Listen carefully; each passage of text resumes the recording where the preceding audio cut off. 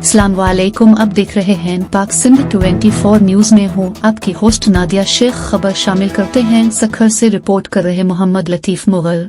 सखर के इलाके new pin Shahbaz colony के रिहायशियों ने गैस में प्रेशर और गैस की लोड शेडिंग के खिलाफ सुई गैस ऑफिस के बाहर एहतजाजी मुजाहिरा किया और शदीद नारबाज की। इस मौके पर रिहायशियों का कहना था कि सुई गैस इंतजामिया ने रेट तो बढ़ा दिए हैं लेकिन गैस की फ्राहमी बंद कर रखी है। गैर अलानिया तवील लोड शेडिंग के बाद गैस प्रेशर में कमी की वजह से घरेलू और कारोबारी सरगर्मियां मफलूज हो गए हैं। शिकायत के बाद भी आवाम का कोई पुरसान हाल नहीं। इलाका मकीनों को सहरी और इफ्तारी के लिए मुश्किलात का सामना करना पड़ रहा है जो सरासर जुल्म ज्यादती है। मुजाहिरीन ने बाल-ए-हकाम से नोटिस लेने का मुतालबा किया।